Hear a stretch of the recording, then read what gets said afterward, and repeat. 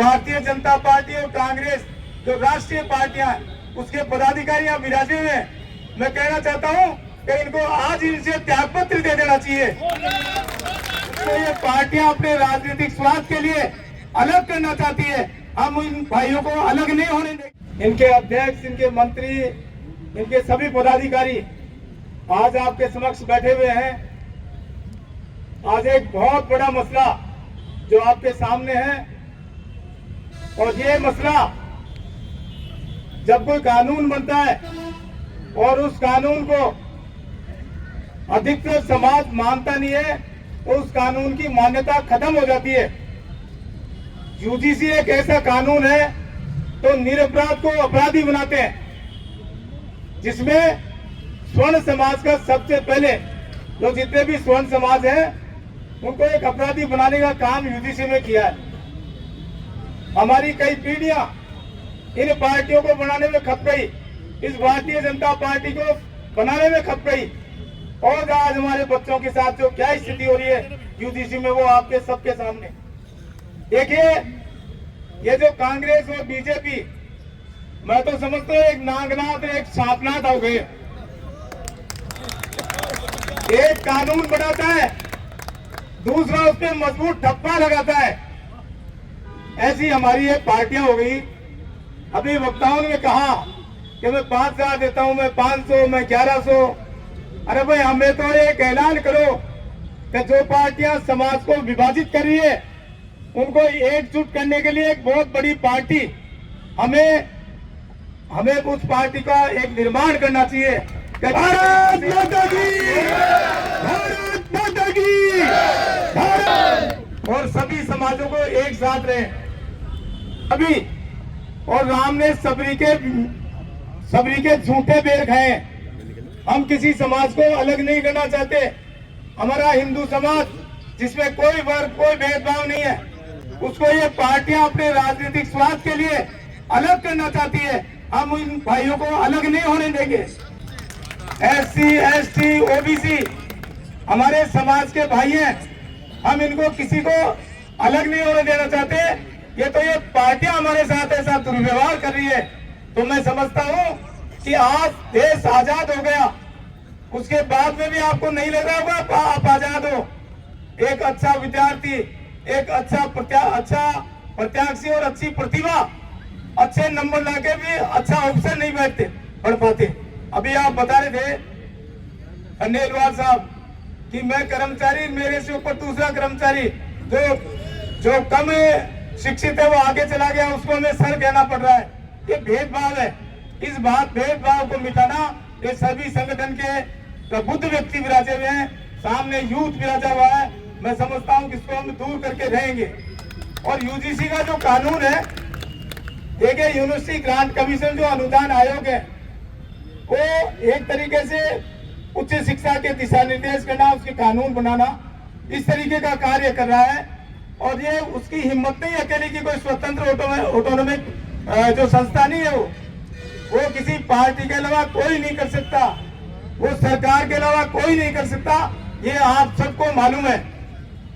हम सनातनी व्यक्ति हैं, हमारे समाज के जितने भी लोग हैं उनमें विघटित हम नहीं करना चाहते, परंतु आज सरकारें अपने वोटों के लिए इनको अलग कर रही है। अलग अलग इनके जातियां कर दिया, अलग अलग समाज कर दिया, अलग अलग वर्ग बना दिया।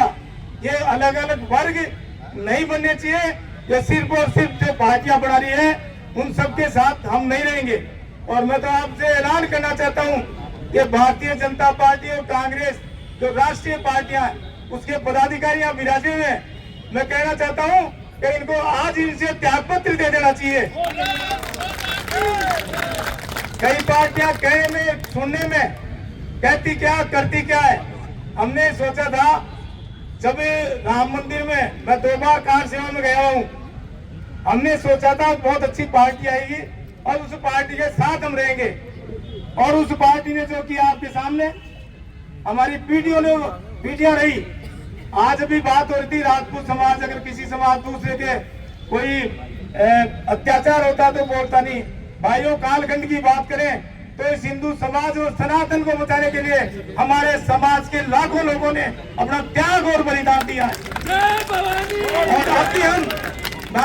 कहना चाहता हूँ, किसी भी जो दलित है उसके किसी प्रकार की प्रॉब्लम हो तो राजपूत समाज सबसे पहले आगे जाता है। आपने अखबारों में पढ़ा होगा, जब कालवाड़ रोड पर एक बैंक रॉबरी हुई, उसमें कुछ रॉबरी करने वाले डकैत आ गए। हमारे एक भाई ने वहां मिलकर उसको पकड़ा, उसके 2 गोलियां लग गई, फिर भी उसको छोड़ा नहीं। ये राजपूत समाज है, आज भी हमारा जो डीएनए है। मैं आपको बताना चाहता हूँ, हम गरीब की, दलित की, वो किसी समाज का हो, उसकी हम रक्षा करने के लिए, उसका सहयोग करने के लिए हमेशा तैयार रहते हैं। अभी भाई ने कहा कि ईडब्ल्यूएस का जो मामला है, ये हमें एक लॉलीपॉप दे दिया। भाई जितने भी जो आरक्षण हुए हैं, उन आरक्षणों में सब में आपको नौकरी के अलावा राजनीतिक आरक्षण भी दिया है। हम उसकी मांग कर रहे हैं, हम उसका सैलीकरण करने लिए कह रहे हैं, राजस्थान में करें, सेंट्रल में करें, फिर भी हमें कुछ नहीं मिल रहा। तो भाई इसका मतलब क्या हुआ? इसका मतलब हमारे खून में जो है, जो स्वर्ण समाज का खून, उसमें पानी हो गया। ब्राह्मण समाज, राजपूत समाज, वैश्य समाज, जैन समाज, गायक समाज, कितने समाज बैठे हुए हैं। इन वोटों में बहुत ताकत है, संघीय शक्ति कलयुग है। आज आप कसम खा लो कि हम इन पार्टियों को वोट नहीं देंगे, और वोट देंगे तो नाटों में देंगे या हमारी अलग से पार्टी बनाएंगे। आपको ऐसे कोई आपको थाल पुरुषने वाला नहीं है। तो मैं आपको कहना चाहता हूँ कि जितने भी हमारे वर्ग हैं, सबको हम साथ लेके चलना चाहिए। राजनीतिक पार्टियां में खिलाफ कर रही है, इन सबको अपनी इन वोटों के माध्यम से, और आज सारा देश सुन रहा है, पूरे देश उद्वेलित है, पूरा स्वर्ण समाज उद्वेलित है, और कोई भी भाई इसकी खिलाफ नहीं करता। आप देखिए, जहाँ आरक्षण है वहाँ आप गुलाम हो। जहाँ SC/ST की सीट है, सिर्फ आप वोट देने के अधिकारी हो, ताकि आप वहाँ खड़े नहीं हो सकते। इसका मतलब क्या हुआ? देश आजाद हो गया, परंतु आप आज भी गुलाम हो। आज भी कहीं कोई वैकेंसी निकलती है तो उसमें सिर्फ और सिर्फ भी होता है सिर्फ SC/ST। तो ये कहाँ का न्याय है? हम आजाद हुए, समानता का अधिकार है। जब देश आजाद हुआ तो मौलिक अधिकार भी थे और नीति निर्देशक भी थे। आपका क्या कर्तव्य है, आपका क्या अधिकार है, आपकी क्या समानता है, आपकी क्या असमानता है, आप काहे के लिए आजाद हुए हो?